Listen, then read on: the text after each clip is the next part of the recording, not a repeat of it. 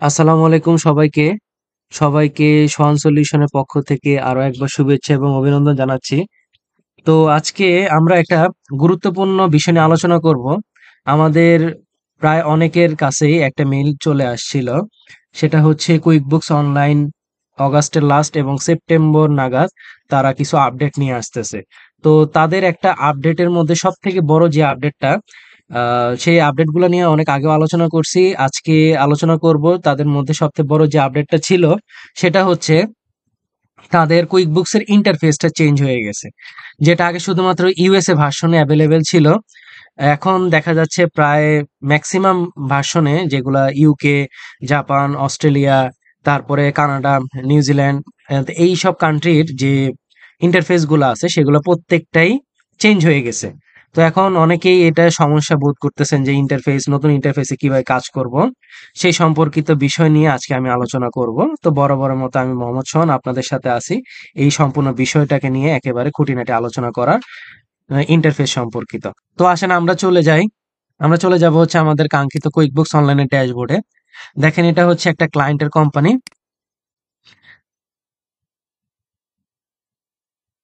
তো এখন আমরা চলে আসলাম একটা ক্লায়েন্ট ভার্সনে, ক্লায়েন্টের অ্যাকাউন্টে। দেখেন, এটা এখানে ক্লায়েন্টের মানে আমার ফার্মের নাম এখানে শো করতেছে। আমার ফার্মের ইভেন্টলি যেটা সাবস্ক্রাইব করা সেটাও চেঞ্জ হয়ে গেছে। এখন যারা 30 দিনের ফ্রি ট্রায়াল ভার্সন ওপেন করবেন নতুন ভাবে, তারা এরকম একটা ইন্টারফেস দেখবেন। অনেক খুব সুন্দর একটা লুকিং নিয়ে আসছে তারা, কিছু জিনিসের পরিবর্তন নিয়ে আসে, কিন্তু জিনিসগুলো আগের মতোই আছে। দেখেন এইখানে, এটা হচ্ছে আমরা বর্তমানে এখন আছি হচ্ছে ড্যাশবোর্ডে।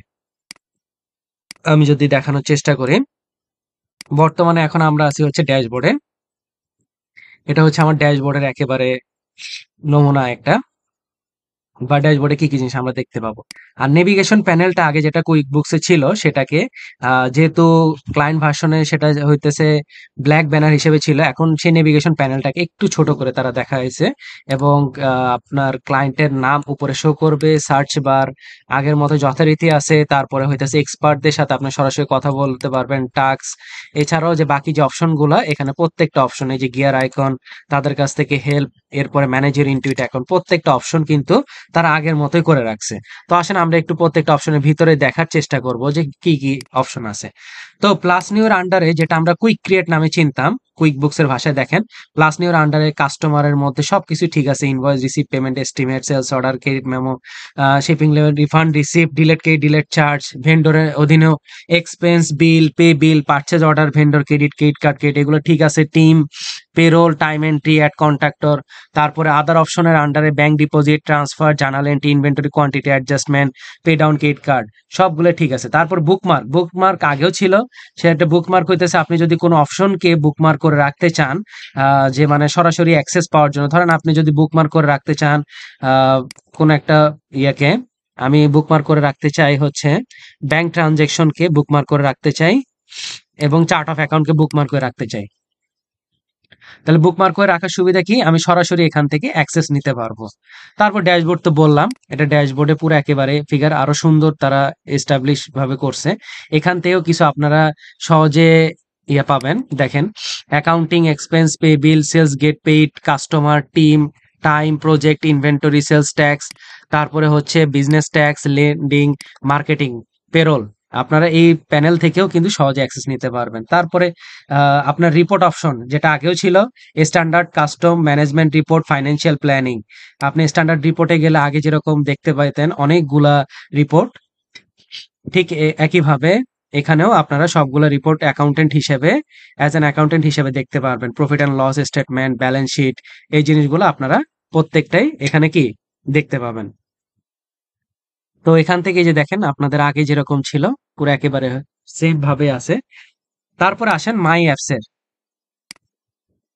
মাই অ্যাপস এর আন্ডারে আমাদের অনেকগুলো অপশন, মানে এইখানে এই যে আমরা যে উপরে যে প্যানেলটা দেখলাম, এই অপশনটা বেসিক্যালি মাই অ্যাপস এর মধ্যে। অ্যাকাউন্টিং এর আন্ডারে কি কি পাবেন, ব্যাংক ট্রানজেকশনে দেখেন বুকমার্ক করে রাখছি, integration, transaction, receipt, reconcile, rules, chart of account, recurring transaction, my accountant option, live expert, fixed asset.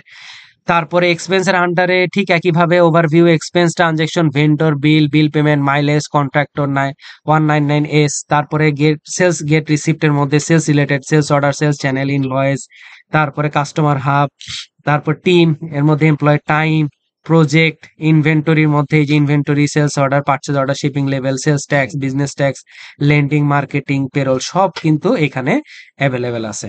তো এখন তারপর মোর অপশনের আন্ডারে আপনার আরো কিছু তারা accounting, expense, sales, get paid এই অপশনগুলো তারা দিয়ে রাখছে। যখনই আপনার কোন একটা অপশনে ক্লিক করবেন তখন তার রিলেটেড আরো একটা প্যানেল আপনার সামনে ওপেন হয়ে যাবে। ধরেন এখানে আপনি রিকনসাইলে যাইতে চাচ্ছেন, তাহলে এখান থেকে রিকনসাইলে যেতে পারবেন, রুলস, ব্যাংক রুলসে যেতে পারবেন, চার্ট অফ অ্যাকাউন্টসে চলে যেতে পারবেন, রিকারিং ট্রানজেকশনে যেতে পারবেন। এই যে প্রত্যেকটা জিনিস আপনারা এখান থেকে নেভিগেট করতে পারবেন। তো আসলে এখানে অনেকগুলা জিনিস, এটা যেহেতু ইউএস এর, আমার কোম্পানিটা যেহেতু ইউএস এর, তো ইউএস এর প্যানেলে অনেক কিছু দেখবেন যে নতুন নতুন আসছে, যেটা ইউকে তে এখন ছিল না।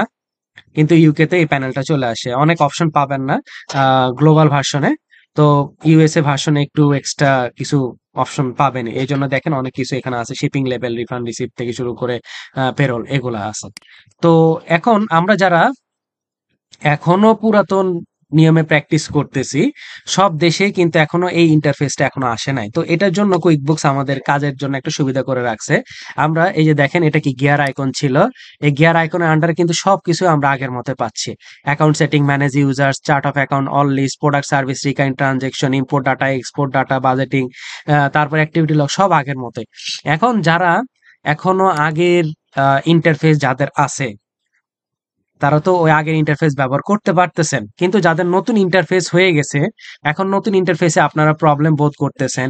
এই জন্যই কুইকবুকস এখন পর্যন্ত, মানে আর কি আপনাদেরকে কম্প্যারিজন করার জন্য এখনো আগের ইন্টারফেসটা তারা রেখে দিছে। সেটা কোথায় পাবেন? গিয়ার আইকনে চলে যান।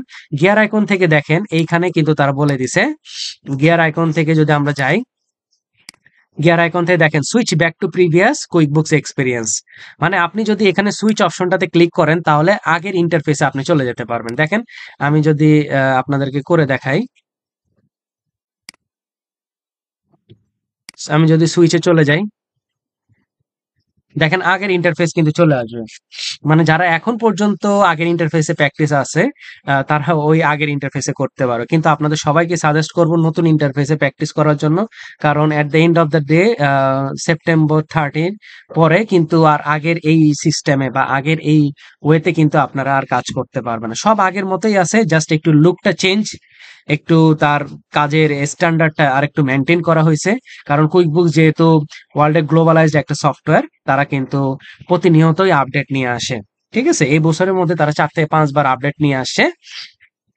তো আহ, এই জন্যই আপনারা চেষ্টা করবেন যে এখন বর্তমানে যে ভার্সন আছে সেই ভার্সনে প্র্যাকটিস করার জন্য।